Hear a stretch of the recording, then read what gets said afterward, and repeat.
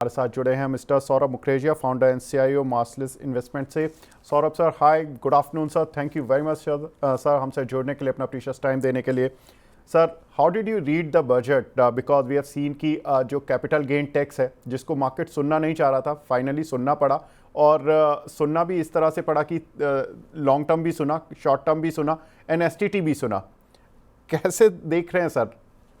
I think शानदार budget था विवेक। जरूरत थी इसकी। मार्केट में कुछ लोग ज्यादा बेतावले हो रहे थे कमाने के लिए। फाइनेंस मिनिस्टर ने बोला शांत हो जाओ, थोड़ा सट्टा मारना कम करो। तो एफएनओ पर भी टैक्स बढ़ा दिया, जैसे आपने बिल्कुल सटीक समझाया। शॉर्ट टर्म पे 20% कर दिया। मेरे ख्याल से ये जरूरत थी करने ओके। की, और ये अच्छा किया। साथ ही साथ जो उससे भी मेरे ख्याल से और भी सराहनीय है कि जो बेकारी की समस्या थी उस पे 4-5 ठोस कदम की घोषणा की गई। खर्चा बढ़ाया गया एम्प्लॉयमेंट क्रिएशन पे। रूरल इंडिया, वहां पे भी खर्चा करने की जरूरत थी। कोविड के बाद रूरल इंडिया की जो रिकवरी रही है, जो उछाल रही है, वो कमजोर रही है। रूरल इंडिया पे भी मोटा पैसा खर्चा किया गया। जो कैपेक्स, जहां पे इंडिया ने ऑलरेडी काफी खर्चा करके रखा था, कैपेक्स पे इंटरिम बजट के मुकाबले कोई खर्चा बढ़ाया नहीं गया है। एंड ये जो मिश्रण है कि स्टॉक मार्केट को शांत करने की चेष्टा करो, गरीबी की समस्या, बेकारी की समस्या को एड्रेस करने की कोशिश करो, और जो स्टॉक मार्केट, जो जो कैपेक्स का बूम था, उसको सस्टेन रखो rather than throwing more money at it. I think ये मिक्सचर सटीक है। अच्छी बजट है, और इसका इकोनॉमी को फायदा रहेगा आने वाले महीनों में। जी सर, आपने चूंकि बजट देखा तो कुछ आज आपके माइंड में, चूंकि आप इतना बड़ा पोर्टफोलियो मैनेज करते हैं, कुछ ऐसी थीसिस बनी कि हमें अब इस बजट के बाद कुछ नई थीसिस पर सोचना चाहिए। यहाँ पर थोड़ा हम अंडर पेनिट्रेटेड थे in terms of your portfolio of course, तो आपने कुछ इस तरह का प्लान किया क्या?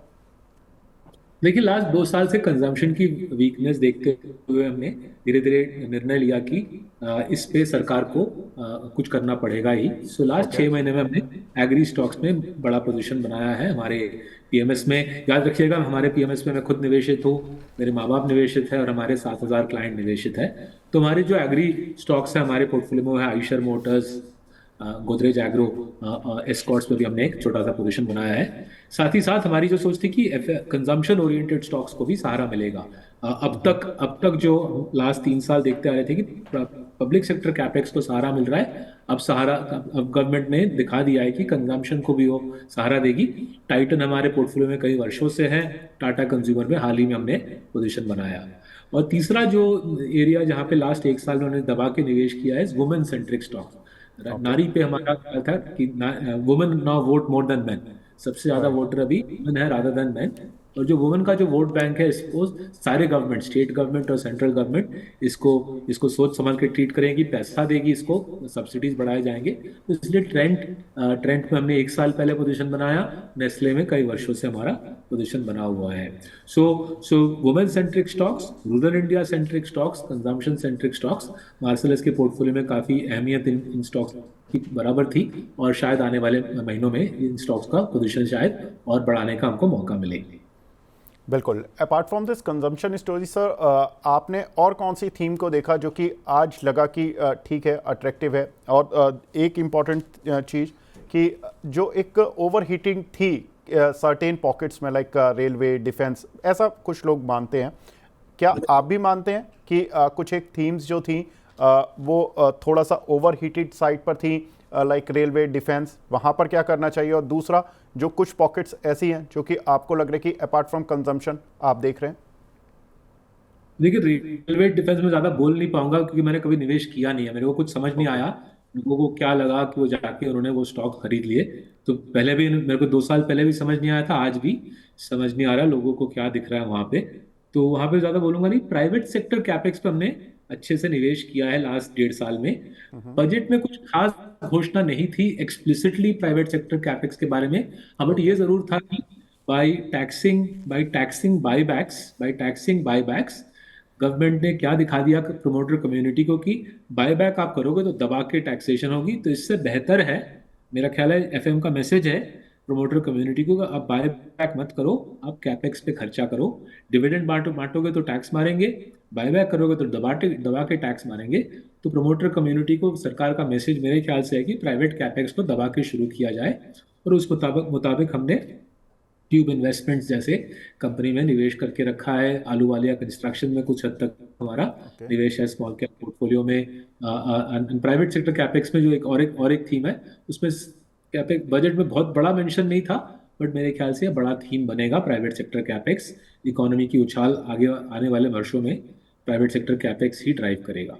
बिल्कुल सर, बहुत इंपॉर्टेंट पॉइंट आपने उठाया कि बायबैक को कट करना या उसको रोकना, ये सरकार का एक क्लियर कट साइन था इस बजट में। और उन्होंने ऑलरेडी डिविडेंड डिस्ट्रीब्यूशन टैक्स लगाया हुआ है, और कंपनी के हैंड पर भी ये टैक्स लगता है, अब इन्वेस्टर के हैंड पर भी लग रहा था। साथ ही अब बायबैक पर भी कट आपका आ गया कि आप, तो सर कहीं ना कहीं कंपनीज के प्रमोटर अब केवल उनके पास एक ही चारा है कि वो जाएंगे और कैपेक्स करेंगे, या कुछ और भी आपको लगता है कि वो फर्दर कहीं दूसरे रास्ते ढूंढेंगे? वो खोजते रहेंगे रास्ते, बट मेरे ख्याल से एफएमजी ने पकड़ लिया उनको अब अच्छे से। अब भागने की चेष्टा करने तो मेरे ख्याल से व्यर्थ है। अब प्रोमोटर्स को शुरू कर देना चाहिए दबा के कैपेक्स। स्टॉक मार्केट में पैसे को लेकर सट्टा मत मारो, डिविडेंड मत बांटो, बायबैक मत करो, दबा के कैपेक्स करो, इकोनॉमी को उछाल दो। तो आपने बिल्कुल सही समझा सरकार का इशारा, मेरा भी बिल्कुल वही रीडिंग है। एंड मेरे ख्याल से आगे वाले महीनों में हमें देखने को मिलेगा कि ये सरकार का जो रणनीति है ये सटीक है या नहीं। मेरे ख्याल से ये रणनीति सटीक है, इसके फायदे दिखेंगे हमको आने आने वाले महीनों में। तो सर ये एक फियर तो क्रिएट नहीं करेगा प्रमोटर्स कम्युनिटी में कि सरकार कहीं ना कहीं स्ट्रिक्ट होती जा रही है, कहीं भी जहां पर वो पॉकेट्स में पैसा लेना चाहते थे वो नहीं ला पा रहे हैं? उस सवाल आप प्रमोटर कम्युनिटी से पूछिए, मुझसे मत पूछिए। मैं तो निवेशक हूँ, मैं चाहता हूँ मैं देखूं कि कैपेक्स हो लेकिन सर आप तो। प्रमोटर से तो काफ़ी मिलते होंगे, तो प्रमोटर से बात भी होती होगी, क्योंकि जब आप इन्वेस्टमेंट थीसिस वगैरह लेते हैं, आप एक पूरी बड़ा चंक लेते हैं। देखिए, अगर आप मुझसे वैसे पूछे तो जो डरपोक प्रमोटर है, वो जो हाँ। वैसे लगा हुआ है कि मेरे को इन्वेस्टमेंट नहीं करनी, कैपेक्स नहीं करना, मेरे को बस खुद को पैसा बांटना है और फिर स्टॉक मार्केट में सट्टा मारना है, जो डरपोक प्रमोटर है, हाँ बिल्कुल वो और डरेगा। बट वो वैसे ही डरपोक था, उसकी इकोनॉमी में योगदान वैसे ही मिनिमल थी, तो वो ओके। और डरेगा।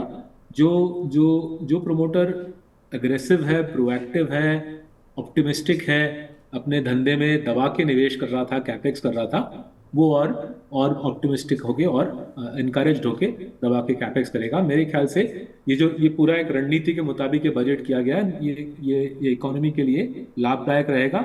ये हो सकता है कि जो कुछ कंजर्वेटिव प्रमोटर्स हैं, डरे हुए प्रमोटर्स जो कैपेक्स ज्यादा करना पसंद नहीं करते, वो शायद थोड़ा सा मायूस हो जाए इस बजट के बाद। बिल्कुल sir, long term capital gain और शॉर्ट टर्म कैपिटल गेन से मार्केट आज तो नहीं घबराया, एक पॉइंट पर एक शॉर्ट टर्म रिएक्शन जरूर दिया था, लेकिन उसके बाद मार्केट रिकवर भी हुआ। आपको लगता है कि लॉन्ग टर्म या मिड टर्म में कुछ घबराने की जरूरत होगी इस दोनों टैक्सेस से? देखिए, घबरा के कोई फायदा तो है नहीं, बिकॉज एनीवे अगर आप निवेशित रहते हो तो टैक्स की कोई अहमियत नहीं है। जो लॉन्ग टर्म इन्वेस्टर है उसके लिए 10 या 12.5 doesn't make that much of a difference, it बेयरली Yeats into your long term returns.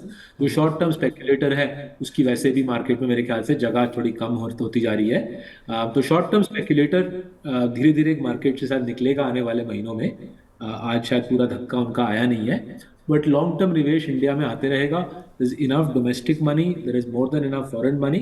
Domestic और foreign money long term oriented Indian market में दबा के आती रहेगी, इसलिए वही इंडिया का कोर ड्राइवर होगा मार्केट का लॉन्ग रन में। जो शॉर्ट टर्म स्पेकुलेटर है वो धीरे धीरे मार्केट से वाइप आउट हो जाएगा।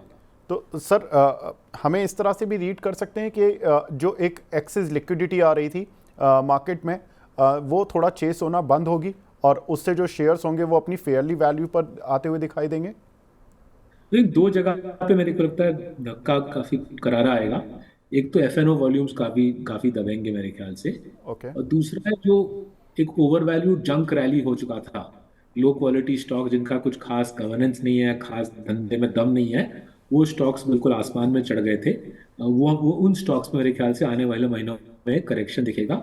जो क्वालिटी सेंट्रिक स्टॉक्स हैं वो ज्यादा तो ना तो रैली हुए थे, ज्यादा ही ना ज्यादा महंगे भी नहीं है। जिस भाव पे 5-6 साल पहले ट्रेड कर रहे थे पी मल्टीपल टर्म्स, जिस पी मल्टीपल पे 5-6 साल पहले ट्रेड कर रहे थे उसी भाव पे है। क्वालिटी ओरिएंटेड नेम्स में ना तो ओवर वैल्यूएशन है, ना ही मेरे को ज्यादा डर है। बट हाँ, ये जरूर है कि कुछ स्पेक्युलेटिव स्टॉक्स थे लार्ज कैप में, स्मॉल कैप में, मिड कैप में, लो क्वालिटी नेम्स जो 200 300 400 गुना चल पड़े थे लास्ट 3 4 साल में, वहां पे शायद एक करेक्शन देखने को मिले as the speculative investor run away on the back of 20% STCGT। So what kind of correction you assume sir कि एक जो ओवर वैल्यू हो गए हैं उसमें एक decent amount of correction you expect, या एक छोटी मोटी पता नहीं, देखो, करेक्शन? अगर कंपनी की वैल्यूएशन की कोई अहमियत है नहीं तो अब कितना करेक्शन होगा वो आप ठीक समझिए विवेक जी। 300 400% ये स्टॉक चढ़ गए हैं, उनकी वैल्यूएशन का ना तो कोई लॉजिक है ना तो कोई जस्टिफिकेशन है, वो कितना करेक्ट होंगे मैं आपको बता नहीं पाऊंगा। जी, वन मोर थिंग सर कि गोल्ड और सिल्वर इस एसेट क्लास को भी टच किया गया है इस बजट में, और इसको कोई उम्मीद नहीं कर रहा था कि यहाँ पर इतना बड़ा स्लैश पॉइंट आ जाएगा ड्यूटी में। कैसे देख रहे हैं sir, because we have seen की कंपनीज लाइक टाइटन ये जस्ट यहाँ पे ऑलरेडी। स्मगलिंग हो रही थी, राइट? काफी हाँ। खबर आ रही थी कि स्मगलिंग हो रही थी। अखबार में रिपीटेड न्यूज न्यूज रिपोर्ट्स आ रहे थे कि surprising amount of gold and silver India में आ रहा है अनऑफिशियल रूप से। मेरे ख्याल से जो जो ड्यूटी रिडक्शन है, टैक्स रिडक्शन है, स्मगलिंग को रोकने की इच्छा से इसको फॉर्मलाइज करके ऑफिशियल चैनल से, जिससे जो भी विदेशी सोना या सिल्वर आना है उसको ऑफिशियल चैनल से लाने की एक चेष्टा है ये। बिल्कुल। सौरभ सर, आप हमारे साथ जुड़े सर, बहुत बहुत शुक्रिया हमसे जुड़ने के लिए, अपना प्रीशियस टाइम देने के लिए।